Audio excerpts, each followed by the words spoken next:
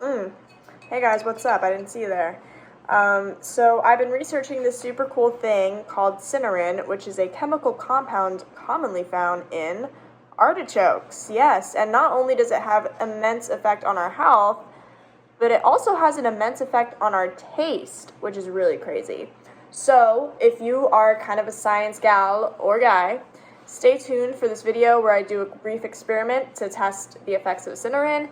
And if you're not so much into science, guess what?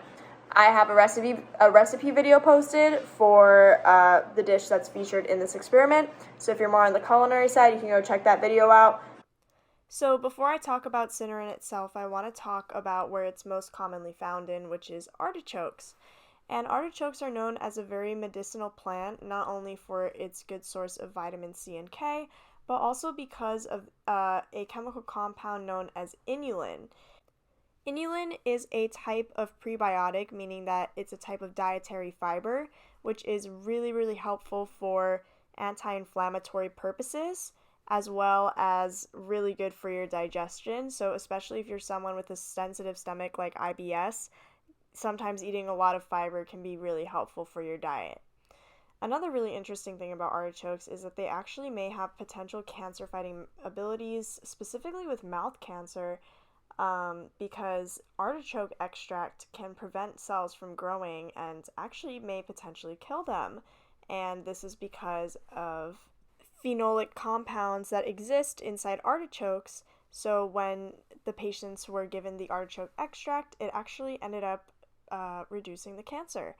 And surprisingly, 20% of Americans actually hate artichokes, and it's everyone's least favorite vegetable, and that kind of makes me a little bit sad. So now moving on to cynarin specifically, in the body, it's responsible for stimulating bile secretion, which is crucial for digestion, and it also can monitor your cholesterol levels, and it's found in the leaves of the artichoke. So I'm going to talk about its effects more specifically on the body, and then also on the taste buds. So cynarin is really crucial to your vascular health as well as your immune responses, basically because it increases the production of a chemical that is a nitric oxide known as ENOS, and it's very good for vascular health because it's an anti-inflammatory agent and also an antithrombotic agent, which means that it will prevent blood clots from forming. And it also decreases the production of INOS, which in excess can lead to inflammation and also tissue damage. So cynarin is very helpful for your body. Okay, sorry guys, that was a lot of yapping, but now we're getting to the cool part. So basically, when you eat cynarin, it also has a property that inhibits a certain type of taste receptor known as TAS1R. And basically, these taste buds are responsible for detecting sweetness and umami flavor. And basically, when cynarin is introduced into the mouth for a brief second, it inhibits your ability to taste anything sweet. And when you take a sip of water, it creates this phenomenon where it kind of rushes all the cynarin off of your tongue, and it can kind of leave this lingering sweet taste. And I was like, dang, that's so weird. I need to try it. And so this is basically the leading theory. There hasn't been a lot of research done into this, but this one study I found, this was their result. So now you're like, well, why do I care about this? Well, in dietetics, a lot of the times we have to try and find ways to sweeten things naturally without adding a lot of sugar.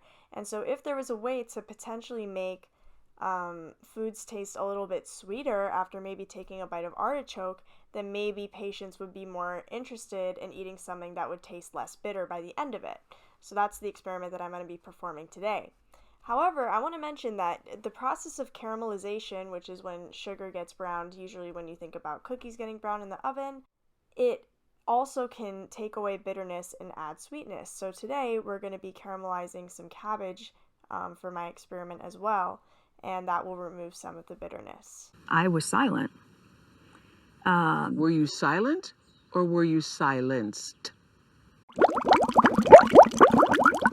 So I'm here with my finished plate, which I will try last. Some canned artichoke hearts, some fresh artichoke that I didn't boil, it's just raw. I have my cooked artichoke over here, and then I have some grapefruit, and some cabbage. I'm gonna try the water on its own first. Curious to see if the canned artichokes still have enough Cinnarron. Online they said yes. I'm curious if that's still true. That's water, guys. Also wondering, I'm gonna try some of the steamed artichoke as well because I wonder if cooking it like denatures the Cinnarron at all. So this is the cooked one. I've swallowed. Now I'm drinking my water.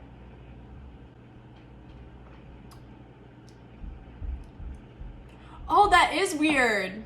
It's not like super sweet, like candy sweet, but there, like you feel it on your tongue. Like there's like some sweetness there.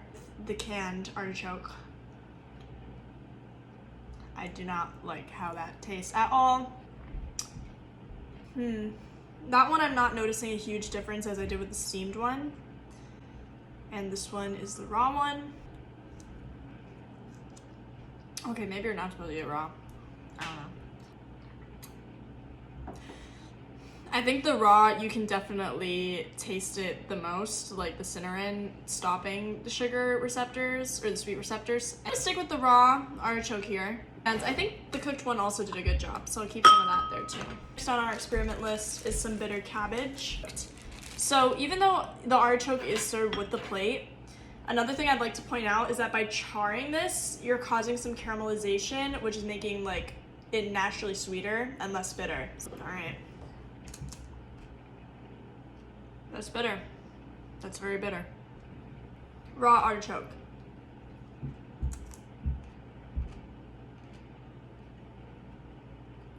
That's really odd. Like, it doesn't necessarily make it taste sweet, but the first one was very bitter, and now it's not as bitter, but the more I chew it, I think as the artichoke effect wears off, it's much more bitter. Steamed artichoke here.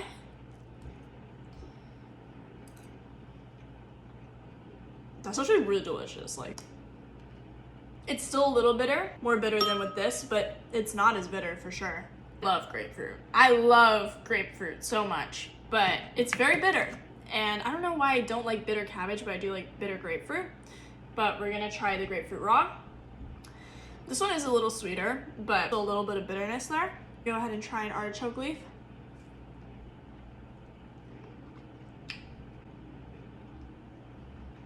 This is so weird, first of all, because you guys can't taste it, but second of all, like, it tastes like an orange. Like, it doesn't even, there's no bitterness at all. It's very sweet. But then when I take another bite, a couple seconds later, it tastes like a grapefruit again. Very peculiar, you guys. Try a little bit. It's really good. I'm gonna try it with the canned one. I really just didn't like eating it, guys. Oh my god. Doesn't work with canned artichoke, I don't think. I have a green grape. They're very sweet. These are really good grapes. But I'm gonna take a sip of my water, take a bite of the grape. Also a very crunchy grape, very delicious grape. Now I want to see if it's gonna intensify the sweet things I eat, so. I'm not gonna lie to you guys, I feel like it tastes the same. More effective with making bitter food sweet than it is like with really intensifying already sweet things. Try with a little bit of cooked. My last half. It's a grape. I think the grapefruit was the one that was probably the coolest. That one tasted so weird. So here's a data table with all my results. Basically, I think the fresh artichoke definitely did the best, and the steamed artichoke actually did really well too. I think overall, I think that the result only lasts for a very short amount of time, maybe only a couple of seconds. So I don't really think it's sustainable, like take a bite of artichoke and take a bite of food and like keep doing that. But I think, as I mentioned before, through the process of caramelization, that's another option just to kind of remove bitterness and add sweetness to the food, kind of the same way that Cinnarron would do, except I don't think you can caramelize water to make it sweet, so I guess that's something that's unique to Cinnarron. But anyway, this is kind of something I nerd out with, but I really hope you guys enjoyed it, and hopefully there's going to be more videos coming soon. Bye!